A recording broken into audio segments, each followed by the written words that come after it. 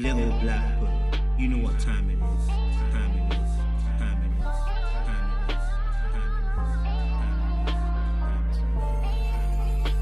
is. Stuff. So we are going to talk to you guys about Fboy Island episode 1. Okay, some amazing stuff happened in a series, but we're going to deal with episode 1 specifically. So grab your popcorn, grab your pen and pad, and get these notes down, because I'm telling you right now, you're gonna learn today.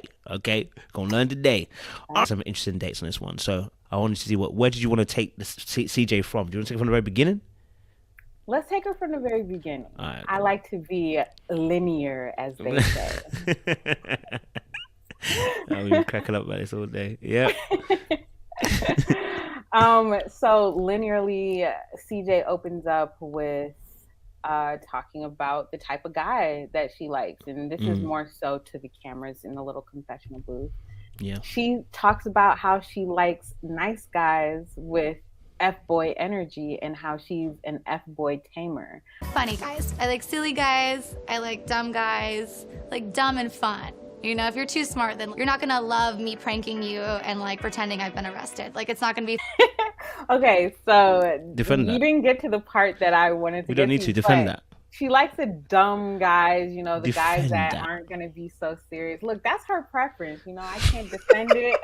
I am not CJ's lawyer. You know what I'm saying? I am not her spokesperson. But that's what she likes. You know, she doesn't want a guy that's going to be, I guess, to take himself too seriously.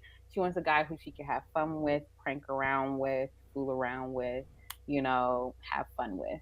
That's and tame the F-boy. Well, okay, what does that even mean? Okay, so she's talking about she wants to tame an F-boy. This is a thing that I think a lot of women want. And it's basically this sense of, and it's a thing of pride, right? Okay. Because we want to be the ones that can take a bad guy and make him good just for us, you know? So it's like, oh, he's an a-hole, but he doesn't treat me that way. Or like, you know, stuff like that. Or, oh yeah, he used to be a player, but you know, he turned in his player's card for me because I'm that special, and like he was just so into me. Like that's the subconscious thinking behind that, and it comes from a prideful place, and it will have you wanting to, you know, make all these risky moves and, you know, go after the edge, the excitement, the danger, because that's really what CJ is describing. Like she wants the danger, the excitement of it all. But she wants it in a nice boy package, which is really hard to find.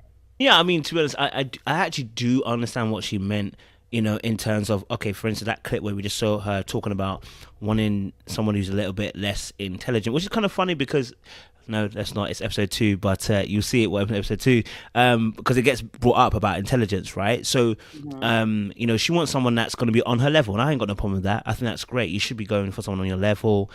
She wants to be free. She wants to be able to do her creative stuff, because that's what she does. She's a creative content she's a creator of content as well. So, you know, she wants someone that she's going to be able to be free with, probably do content with. You know, she wants that, you know, maybe that little bit, you know, I don't know what couples are out there nowadays, because most of them have broken up now, but those are couples who started early off doing their pranks and stuff together and stuff. I'm guessing she wants that kind of energy, right, from the person. So that's not going to come from someone who's highly intellectual. So, for instance, Mark, I don't know why she was going for Mark, but obviously he's kind of funny. So I guess that's what kind of made her think about it. But I was never seeing that going to happen. But she wants that type of person that is happy to roll in the mud with her, so to speak. You know what I'm saying? So I do get that. But she's interesting. She's a very smart woman. That's what I would say. Yeah, she's very, very smart. She's smart, and she doesn't want someone on her level of intelligence because she's also competitive and wants to win and wants to be the one in control, right? And so as you were talking, it's interesting how, you know, she doesn't want the intelligent person because I think that intelligent guy can see her toxicity for what it is. Because remember when she had that conversation with what's his name? With a little toxicity. I would not say toxic. Okay. I think that's a very harsh word. Bitch, do not call me toxic. The Jamie, Yeah. right? She had that conversation with Jamie, and she started to talk about, oh yeah, I like this stuff and this stuff, and he's like, oh, so you're toxic. Yeah. And you could tell he's a very intellectual person because he was really listening to what she was saying. And he was interpreting it, in a more deeper analysis. You see the clockwork happening in his head. And then of course he didn't think about what he said before he said it. He blurted out his thoughts out loud. Exactly. And then she was like, I'm not toxic, whatever. She knows she's toxic. She's definitely toxic. And an intellectual person will be able to see that, dissect that, and dig deeper. And she wants to keep it surface where she doesn't have to, be confronted with the truth of it all. So no, I'm with you on that, and I definitely agree that I didn't see it at first when I first started watching it, but then I think when you got to the end of the episode, or even the second episode, you can kind of see that. Because in that first episode, I thought to myself, bro, why did you say that? Why did you say toxicity? You know what I mean? Good. So I definitely agree with you in the sense of she didn't want someone that's going to be able to see her for her. Right, so she needs someone that's going to have the same amount of eyes that she has, which is not to see deeper within who she really is at this particular time and moment. Because there's nothing wrong with being a content creator, being funny, being vibrant, but if you've got some things that are toxic, right, you don't want someone who's going to be able to have X-ray vision, right, because they've done. I'd like to say someone who's aware can often point this out. Someone who's probably in a better healing position. I want to say that healing position because it's continuous. And someone obviously who maybe is better versed in dealing with people and understands relationships will see that this is not what I actually want. It's not what I came for. And actually he was shocked when she reacted that way, because I don't think he told her that in that way. I don't think he was trying to tell her in that way. I think. Here's a tip to all the men. Do not call a woman toxic or crazy. I'm not crazy. He was trying to literally I don't know if he was making a passing comment, joke, or his brain just ran before his lips, or I think that's his lips ran before his brain, or whatever. His lips ran before his brain. Yeah, I think it was like a thought that popped in, and he said it out loud, and then obviously it came out the wrong way. Of course, I don't think he meant to say it, but he said it. But I think part of it too is she doesn't want them to be on her level because she doesn't want them to see her, but also it's that power dynamic, right? She's a F-boy tamer, self-proclaimed, right? So she always wants to be in that power position. And if the guy is too intelligent, then he's going to be able to clock her games and her toxicity, or, whatever it is that she wants to do at the time to maintain that power position. And she won't be able to win every time. Yeah, I think it's all about, she has that level of manipulation. She knows how to play the game. She's a good game player and a good contender. So F-boys, watch out, okay? CJ is on the loose. I do actually like CJ. I actually like her energy. I genuinely do. I think she has some nice bubbly energy. She is inviting, she's warm, and I think what she's looking for is a home. She's looking for someone that is going to give her that space to, and I always say this, I think women are looking for this all the time, it's just that space to be safe, man. And actually we heard that earlier on in the episode with a woman saying, if we don't feel safe, we should let people know, right? So we hear that word, that her code word pterodactyl, that comes out, you know what I mean? I'm kidding. Pterodactyl. Do you need a pterodactyl? I have to go. Sarah needs me for something. Oh, yeah? Oh my God. But we definitely, I can see, for instance, why she's drawn to Casey, because there's safety in Casey, and there's no hint of the world being shaken by Casey. It's very stable. I just don't know. What about Casey is communicating stability and safety? His calmness. He may not be calm necessarily on the inside. He might be sweating inside. But okay. You know what I mean? He might be sweating inside, right? You know what I mean? He might be. he wasn't it. He's sweating a little bit inside, but Definitely. but with her, he shows his calmness, right? Like he always seems to be quite chill and zen. It's quite similar to Josh. I know they probably haven't watched that part yet, but Josh with Sarah, it's quite zen. I think that's adorable. Look at it. I heard you have it tatted on me. Like, tell me about you. Who is CJ? What are you looking for? Like, what do you want moving forward? Right? It's just quite chill. There's no giddy. You know, they have a little bit of their banter. And I think what the key thing here is this. There's a power dynamic. This is ever so slightly this power dynamic. Casey is not going to rock the boat so far so yet. Right? He's not the type so far that we've seen to rock the boat. And at this point in time, I see CJ as leading all the proceedings with Casey, right? So he's not offensive right now, because we're not too many other episodes. Right now, he's a very good grass snake. No bite, no venom, nothing, and that works for CJ because I think that part of her wants to have a little bit of the control of the dynamics. She wants to control when we get to what point we do. She wants to be able to control every little moment in that regard, right? So Casey is brilliant. And that's why even the kiss situation that happens on the water, okay, she leads it. She's the one that leads it. And I'm not saying women don't normally do that, but I'm just saying there's just little things that she does, I think, that she sees in Casey. And you saw how comfortable she was to be able to just go, I'm so happy you picked me. Is this not perfect? Part of that safety. He doesn't promote anything that makes you think I am going to be scared or I'm going to have to watch my back. He promotes safety. And I think that in itself is his charm.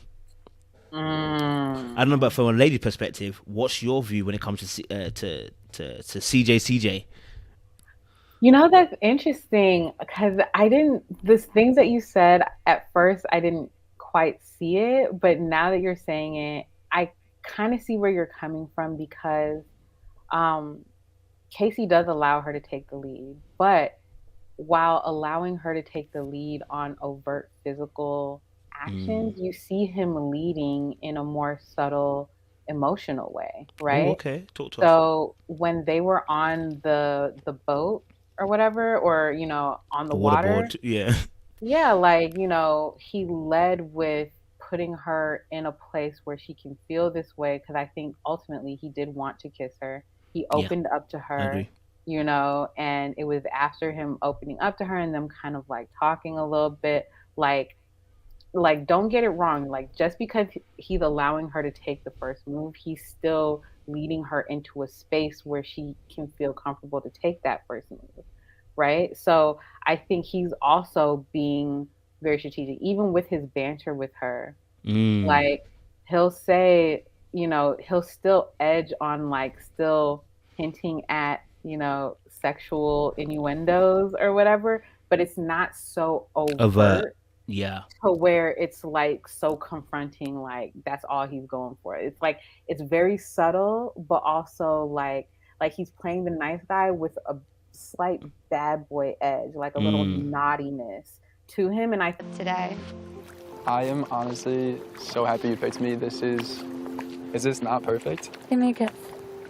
You kiss? Absolutely. I think it's the naughtiness about, like, originally I felt like it was Casey's naughtiness that kind of attracted CJ, because you kind of see it like pop out, but he'll still play like this nice guy, safe space persona, but still have that naughty edge. So I see what you're saying, but I see that the power dynamics are balancing quite well with them, in at least in their initial interactions with each other.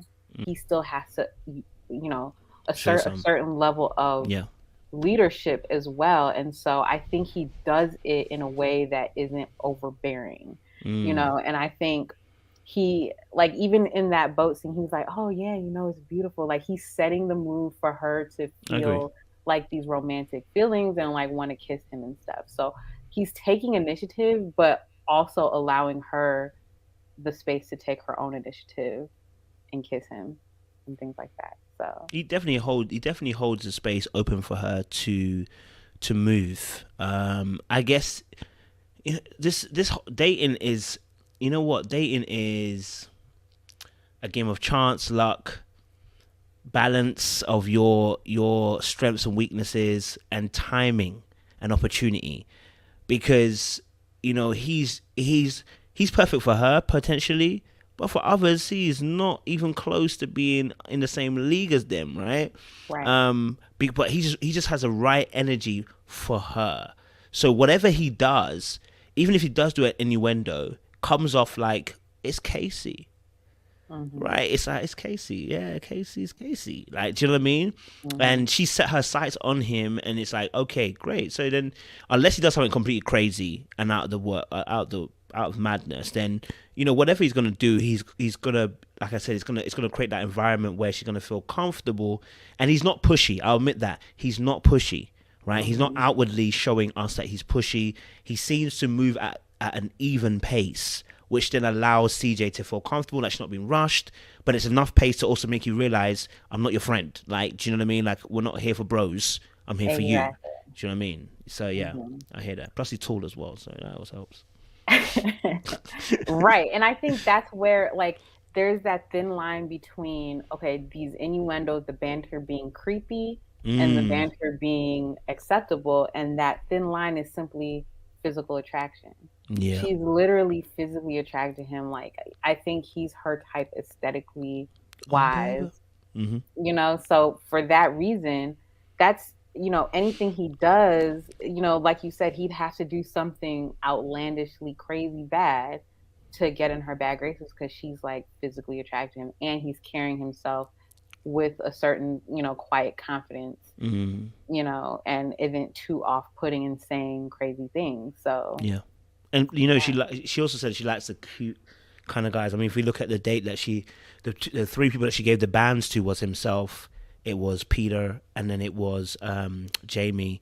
I guess Peter, I can see the Peter kind of look, because it's kind of like cute, quirky kind of thing as well. So I could see that where that was going. Jamie a bit more polished, but I think she has certain attraction types, you know what I mean? She likes that cute, quirky kind of thing, and I think Casey fits that perfectly.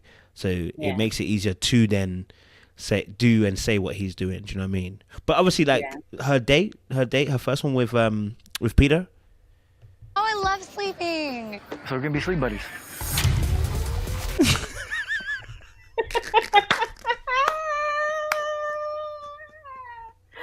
It's the way the things went.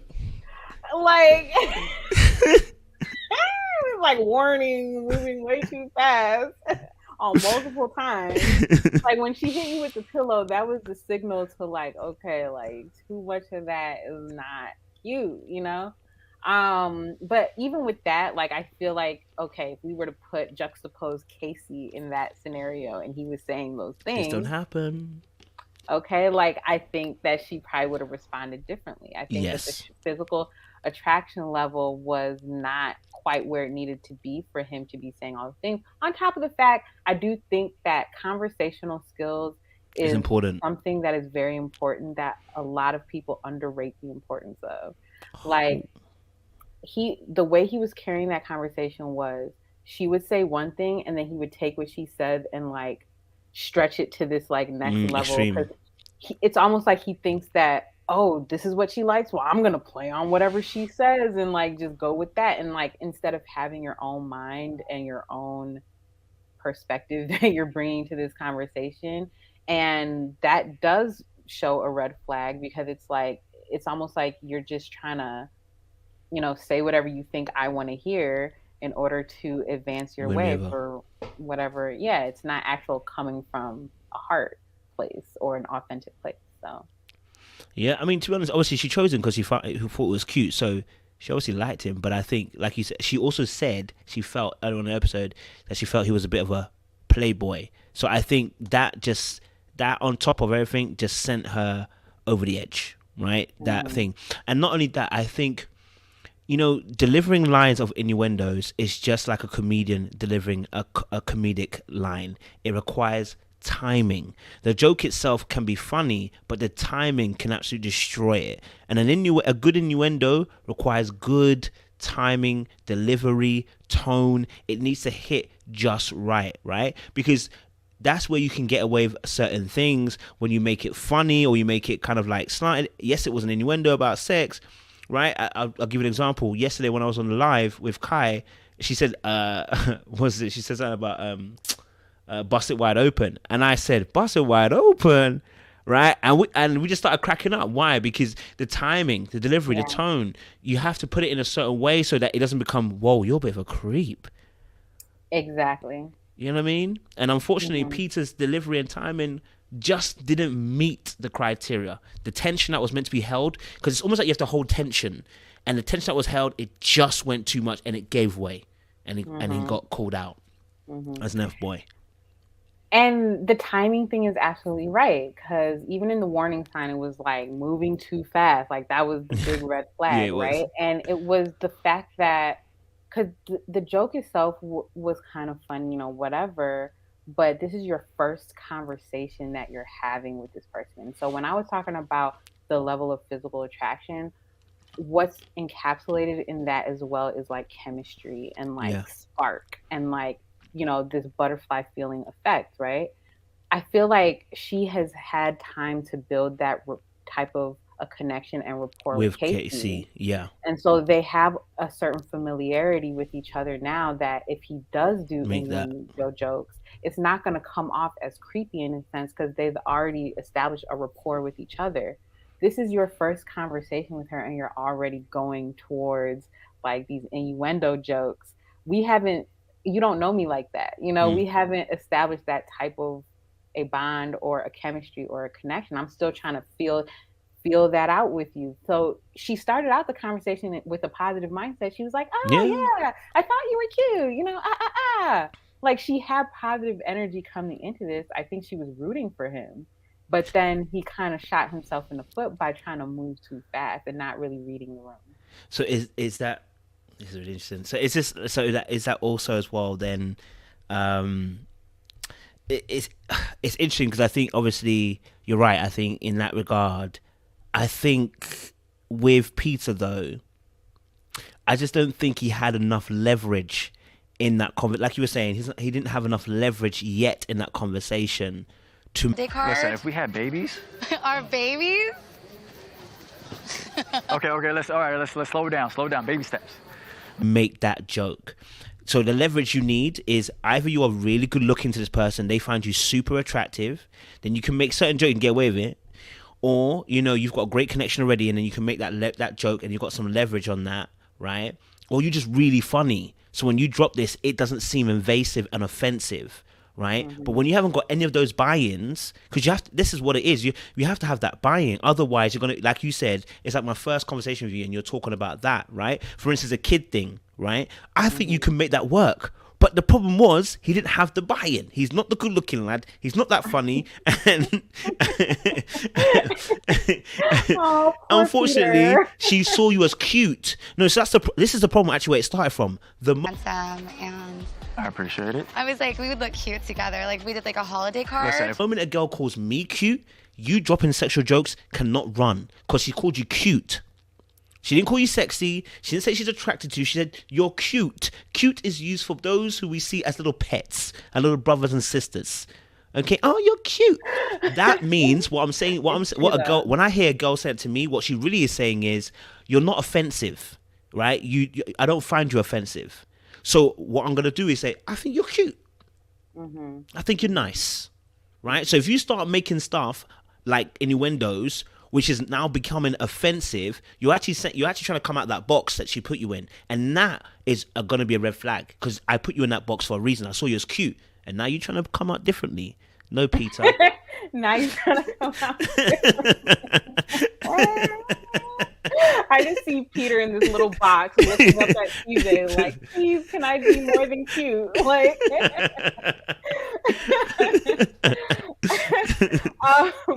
yeah, exactly. That's exactly what happened. And there are ways, I think, to transcend the cute box once you're put in there originally. But again, it's about timing. And what Peter needed to do was spend more time verifying how CJ actually felt about him before he took those next steps of risk, you know? So I think that social intelligence and emotional intelligence are very key when it comes to making, you know, first impressions and initial reactions. The ability to read a vibe, feel a vibe, interpret a vibe, you know, feel someone's energy, feel the chemistry, feel the temperature in the room. Like those types of people tend to navigate first impressions very well because they're very much in tune, they're self-aware, right? What being self-aware means isn't that you're thinking about yourself. It's about you're aware of how your actions are impacting Impacting others. others. Come on. So you have to be self-aware when it comes to, you know, first impressions, because you're going to navigate it with a certain level of carefulness that you'll be able to, before you take this next step over the edge, you know, is it a safe place for me to do that? Or is she receptive of this? Is she going to feel, you know, a type of way? You know, your first meeting with that person, you want to leave an impression, but you want to leave the right impression, you know, and you want to leave them wanting more. If you jump too far over the deep end and you're already picturing kids with us in the future, there's nothing left to the imagination of like, I wonder how he feels about me. You know, like, oh, like you want there to be a certain level of mystery. Yes. You know, at least in that initial onset. You want her to walk away thinking about you and wondering what you're thinking. You know, you want her to wonder, like, do you think he really likes me? Or, you know, stuff like that. Because if it's all out too soon, out in the open, the dance, like you said, the tension has leaned too far this way, and then, you know, the tug of war is over. So I love that. You're right. I'm hearing what you're saying. And I think it's now quite interesting now because you do, if you reflect on the past and some of the conversations you probably had with, well, I know us guys probably do, with conversations with women and some of the things that weren't successful or unsuccessful, you start to realize some of the, you know, it's like a good business deal. You know what I mean? You've got to be able to get the timing right and not jump too soon and get excited about the opportunity. I think Peter got excited.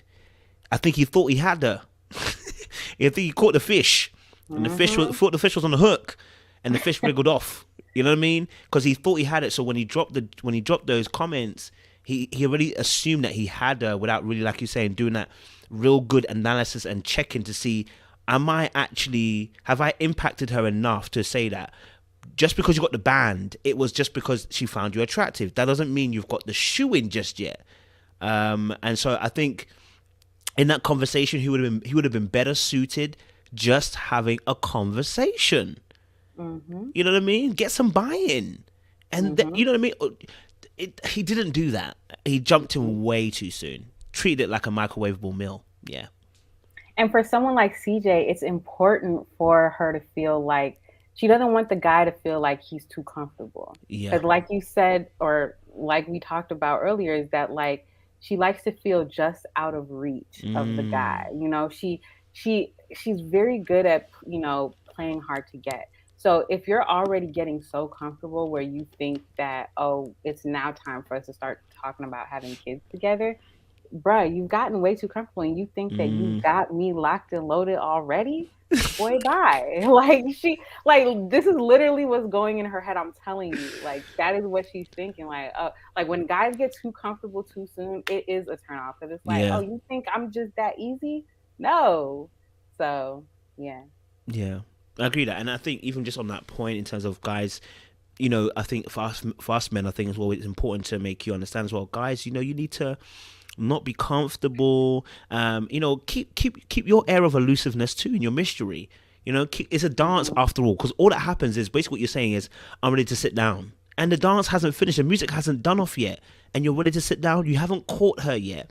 Keep the dance alive a little bit, you know, keep the mystery up a little bit, you know, keep the intentionality in terms of the way you're asking questions, being intuitive and attentive, right? It's not about sitting down just yet. The music hasn't ended, so why are you sitting down? I think some guys get to that point where they think they can sit down, they think they've earned it, and that's their problem. They think they've earned it. You ain't earned it when she sits down and takes her shoes off, then you can take yours off, bro. Until then, my friend, can you stand on your 2 feet? Stand on your 2 feet. Don't get comfortable.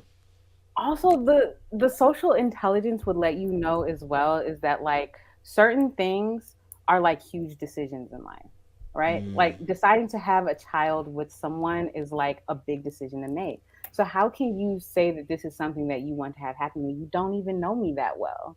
Like, how do you know that I'm someone that you would want to have your children with? So when you're jumping to such big life decisions like that without truly knowing the person, what that tells me is that you're not good at making decisions in life, and you don't have a good sense of discernment, and you're not really thinking for yourself. You're just thinking, I want to, and it screams gameplay, right, as well. So either you have bad judgment or you're trying to play games because you really don't know that much about me to know this. So you're just saying this to get yourself to this next step. That's right. So it can come off either way. Yeah. And I think this is young boys' game. If I'm honest with you, I think it's young boys' game because a young lady might get excited about thinking how he wants to breed me. I'm saying that in the most crudest way, but like it's almost like as a young mind you idealize. Oh, I want to have, like if someone cute approaches you, like, saying all those kind of lies, like, I think we'll have cute kids and that, Because if you notice the difference between her example was that I think we could be cute together, and his example was, well, I think we have cute babies, and it went straight from that to that, and it's like, sir, for young girls, this works. This works for young girls. This works because they're impressionable. You know what I mean? And your experience of life maybe hasn't got to that stage. When you're in a more mature field and you're getting older and you start to see this game already played out, you already know when a guy starts going into having babies, you're going to an area that actually what you're saying is, like you just said, is actually, if you really deep it, because us when we're young, we don't deep it. When you get older, you realize, so on a little bit of judgment of seeing me, you're going to make a deduction about we would make great babies, but you don't know who I am, what I'm about. You don't know if I'm crazy or mad, and you're willing to do that. I can't trust your judgment. Exactly. But you can only do it when you're older. Yeah. And when you say it too soon, she's thinking, how many other girls do you say this to? Like, is this your normal go-to pickup line when you first meet a woman? Like, like before you get to the kid conversation, I mean, it's got to be a little bit harder to get to that. Otherwise you could just say that to anybody that you just meet for the first time. So I'm hearing you on that. Wow, we talked on Casey Bear. CJ and Casey. We must really like them. I mean, there's a lot to unpack. I mean, there's still a whole lot we haven't even touched on. So yeah. Hey. There was a lot. I'm trying to see if I can find a clip for her and Jamie, because that little section where he does say the toxicity thing is quite. See how he was? Oh, are you talking about Jamie? Oh, okay. Wait, who's talking about? I was gonna say Peter. The way Peter, he was. He's so sad after. He looks so sad after. He's so sad. That's what made me throw it off. Like, oh, maybe he's not a bad guy. That's what made me feel like maybe he's not a bad guy, because he looked mad salted. He was even telling the guys, "Yeah, I think someone else's time." I said, bro. I think he was embarrassed because she did that like in front of everybody. She played him off, man, and rightly so. You know what I mean? Like he went too quick, too soon, and he learned his lesson.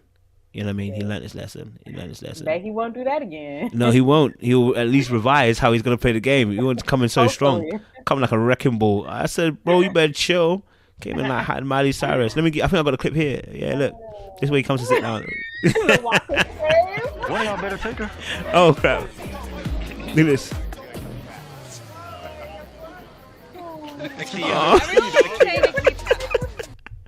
That's what made me think, maybe he's not an F-boy.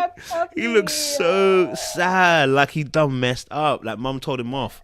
He looks so sad, you know what I mean? So he won't make that mistake again, that's for sure. Yeah, he won't make that mistake again. Okay, let's talk about Jamie. Here's a tip to all the men.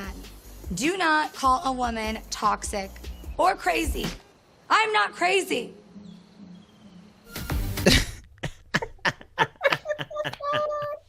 Man read it for filth. That's why. He read it for filth. That's why. I mean, what she was saying was toxic. Like, come on. Get arrested? You toxic. So you trying to destroy my life. Okay, noted. I'm a black man in America. Thanks for letting me know now. Exactly. Arrested sounds like life or death. Okay? Yeah. This ain't no play. No. That was that was funny, and honestly, as much as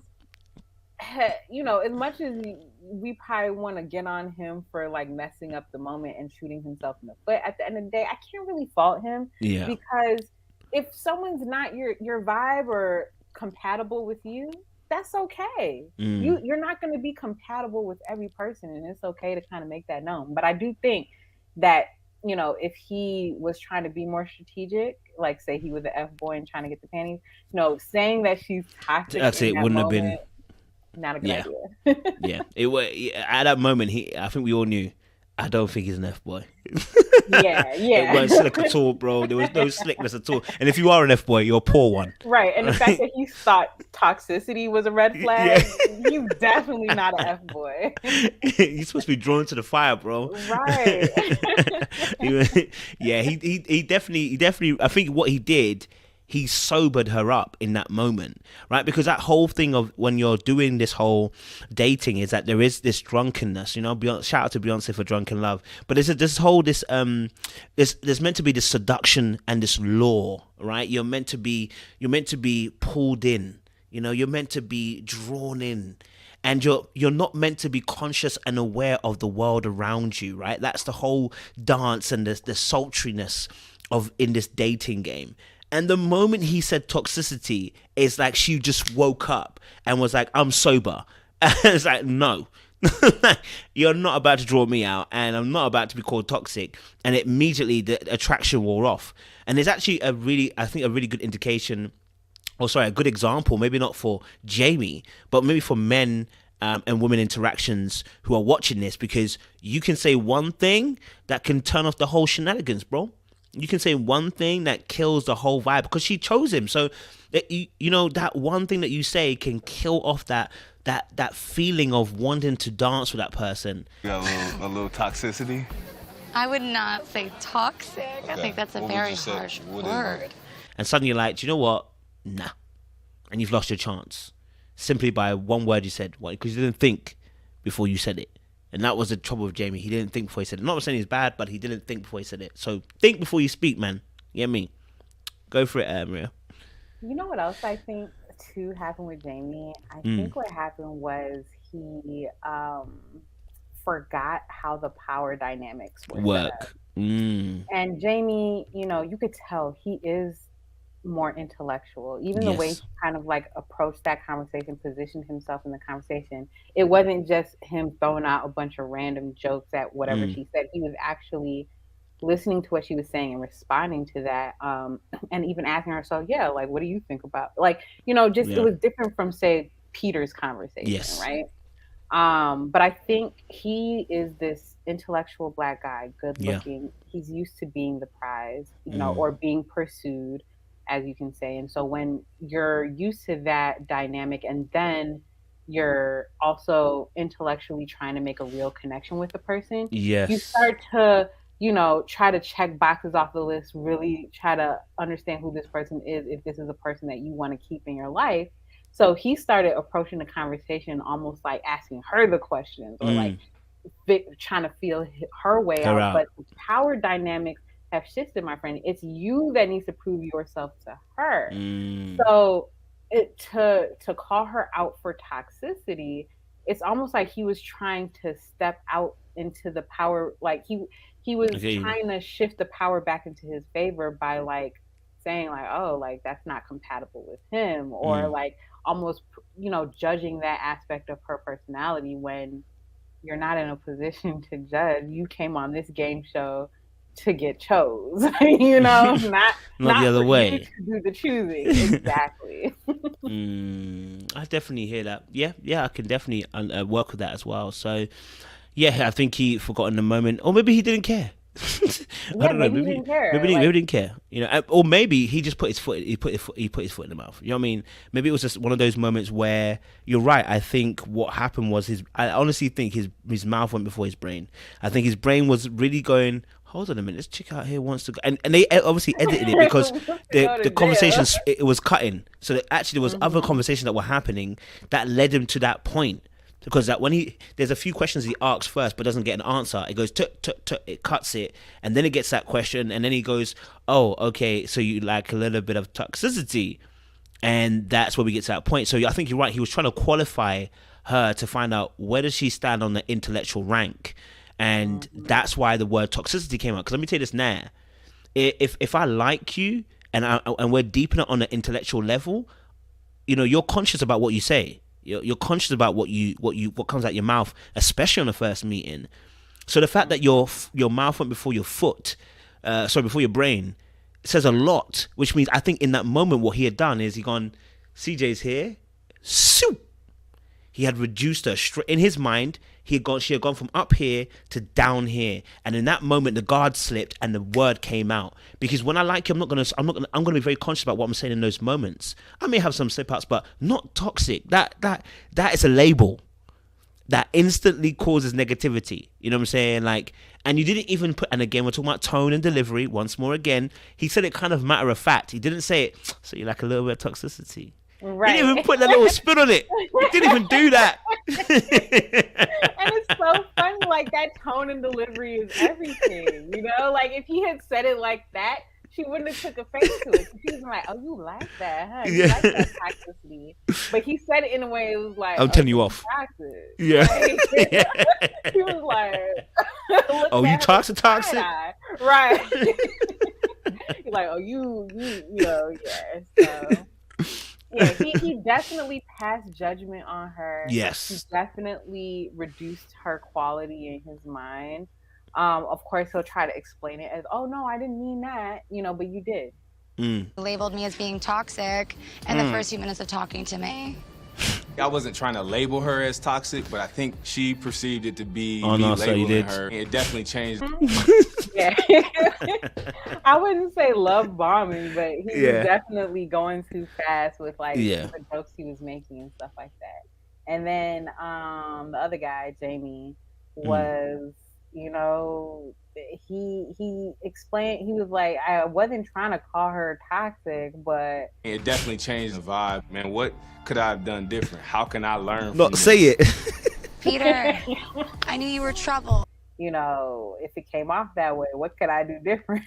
Say, Like, Jamie. don't be a prejudger. Like, don't Just be a don't judger. say anything. Yeah. Zip the lip. Yeah.